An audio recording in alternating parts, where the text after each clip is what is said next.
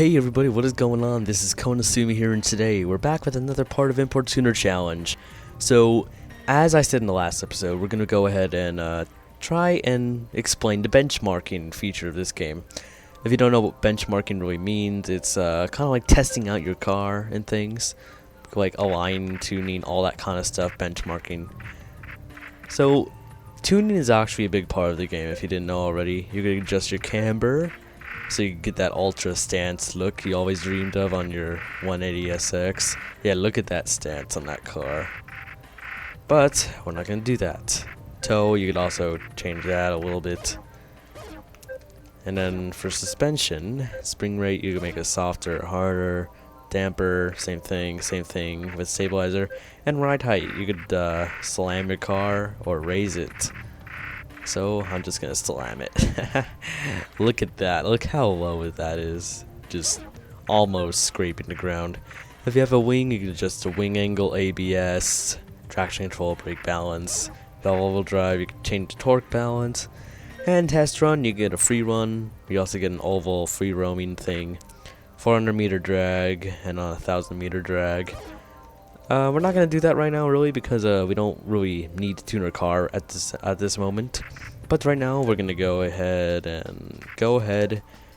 And I said that twice. We're gonna be going into Ginza because that's what I just randomly selected.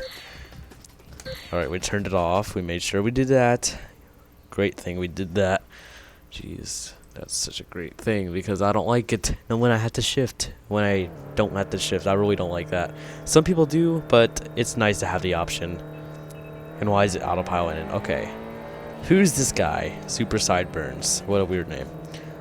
I think this is a new team we haven't seen before, Phase X7. So we have like a bunch of members to go for. A bunch of members to beat in this team. And if you're wondering if I'm going to be sticking with this 180SX forever, this is actually my starter car, and I'm actually going to be buying a new one. I'm not going to say what it is because that's a surprise for you to find out. And they do have a pretty good car selection, even though how small it is, like only 16. And you get a cockpit view for every car. Customization's amazing, and it's just really great. And in the last couple of episodes, people were asking about the multiplayer, if I'm ever going to be playing that.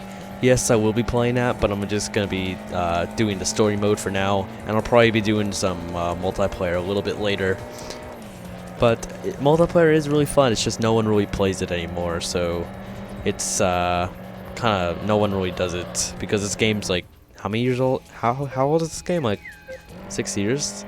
6, 7? No, more like 5 or 4. But still, that's pretty old. And this game's actually very good, and the graphics are really good for this game. I mean, like, considering like how early of a title it is, it's just still an amazing game. They did a really amazing job with it. Genki and whoever else made the game did a very amazing job, and I applaud them for that. And hopefully, they made more games. I'll probably have to play the other Tokyo Extreme Racer. Max Racing. And as I said earlier, these people have an obsession for the sedans. And they really think that other cars are very, very, very stupid. And there's no point in driving sports cars. It's all about four-door sedans. And that really makes literally no sense to me. And hopefully it does to you. I don't understand why. They think sedans are awesome and amazing and perfect for racing. Like, I have nothing against sedans or anything, but like, it's still not the optimal car to choose for if you're doing that kind of thing. The Black Panther of Death. Like, these are really weird names, and as you can see, the name in the corner, the left-hand corner, it actually changes every really often actually, because as you beat more people, your name gets better and better. You can't really choose what it is, but it isn't that bad. I mean, still doesn't make that much sense, but this game doesn't make sense, and that's really a good thing because it's not supposed to be realistic. Not really at all. Not really at all. Jeez. And another thing, I keep saying that. And another good thing about this game is that you can see you have a boost gauge right above the RPM tachometer. And Forza doesn't do that. I mean, it used to do that in Forza 4, Forza 2. Forza 2 actually, not Forza 4. And I don't know why they took it out. It just doesn't make sense to me. I mean, I really like that feature. And speaking of Forza 2, I mean, it was just such a good game. I mean, there's so many things better than Forza 2 than Forza 4. And yeah, I'm not gonna go too off track because I don't want to keep rambling on stuff that's not about Import Tuner Challenge or anything else related to this game. And let me pass. And just some of the AI here, I mean, they're just very defensive. And is he gonna crash? No, he isn't. Okay. Come on, camera, get the right way. And am I gonna pass? Is he gonna let me pass? I'm gonna squeeze in between these. Oh, yes. And apparently sumo wrestlers like street racing now, so that's pretty interesting. Sumo wrestlers. Did I also mention that this game's very weird? I don't think I did, Kappa.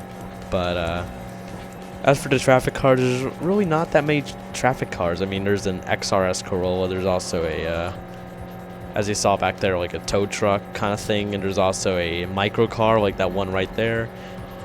And that's really much it. I mean, there's not really any traffic.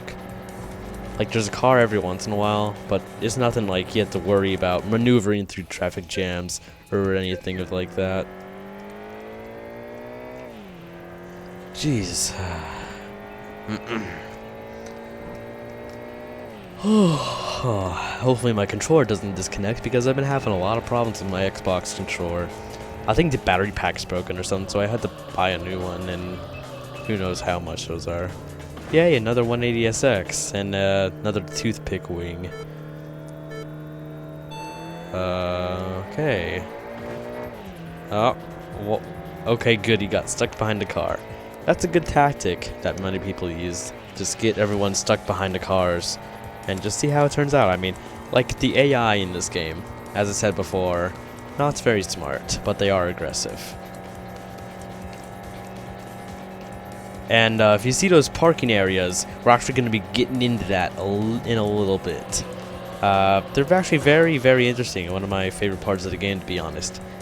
And can't believe I haven't shown it already. Just been roaming around the highway.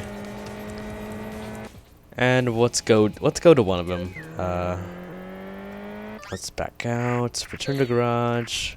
Is that okay? Yes.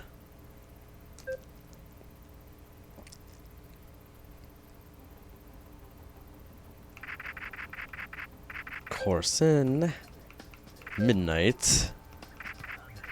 Let's go to the Kyobashi parking arrangement.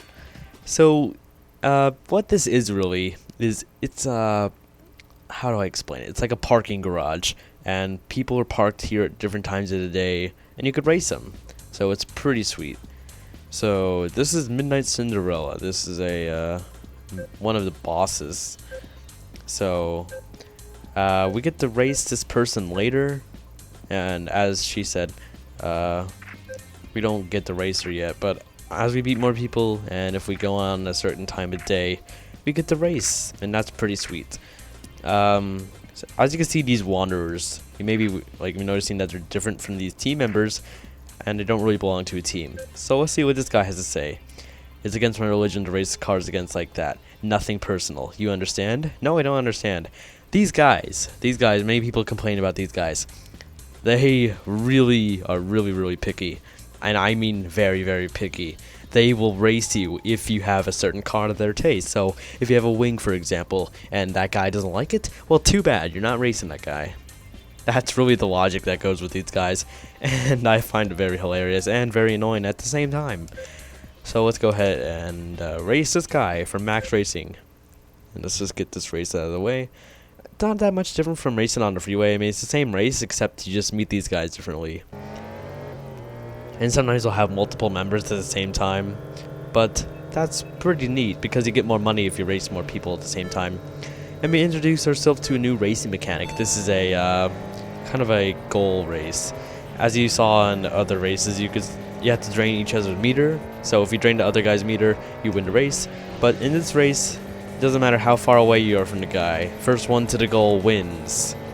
So I kind of like this actually because kind of brings a little bit of a challenge. And he just got dusted in that corner. Jeez. Can I see him? No. Okay. And as you can see, your time is marked on the top of the screen. 34 seconds. Yay. It also tells you how many miles you have to go. Some, like, this race is 3 miles, but it actually gets very long, to the point it's like 10 miles. We're on the other side of the freeway. I mean, it's just insane about how, like, long these races can be. And this really shows the really nice things about racing highway and stuff like that. Oh no, don't crash, no!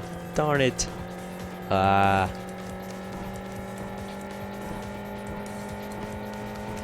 Oh no, I don't want to hit this truck.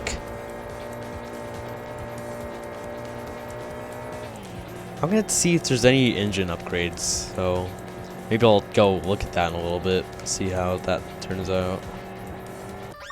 No, my controller! Oh darn it! What am I gonna do? Oh, I can't play this. No. Ah, sorry about that. Oh, this is what I was talking about. My controller randomly disconnects. It's a wireless standard Xbox controller, and it's just broken beyond belief. The control sticks are bald, buttons are sticky, and all this other kind of stuff. It's just I need a new one. 121,000 yen. Yes, it's okay.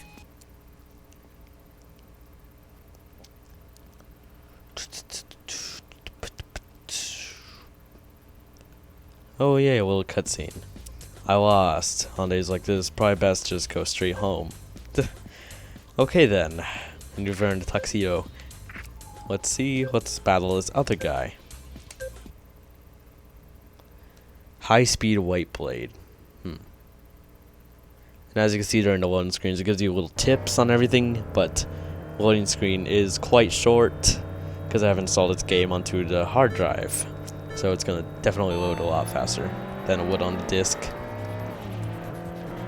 But yeah, if you're interested in buying this game, it's actually very cheap. I bought mine at GameStop for like, how much was it? Like 10 bucks. $10 US standard money. So, and it's a very great game for the price. I recommend you go buy this game. And it's just a very fun title to play. And it's very addictive too. Like, it's nice to take a break from Forza and just play some arcade racing games like this. And this actually supports wheels too, racing wheels. So if you have a racing wheel, you can plug that in and just race with the racing wheel. And that's very, very cool in my opinion. They were advertising Mad Catz wheel with this game. And one of the Mad Catz, like plastic wheels for like $20. And it's like, it's also the image they show when they're talking about the wheels. And I'll go into that a little bit. Also controller settings. Also gotta go into so many more things. Jeez, I just want to play this game. And more loading screens. Not as bad as Sonic 06, but let's have another cutscene. I had a feeling I was gonna lose. I'm sorry about that. Now let's go battle the next guy. But we're gonna be doing that in the next part because right now we're out of time. So in the next part, we're going to be battling more racers in the parking arrangement and explain quite... No.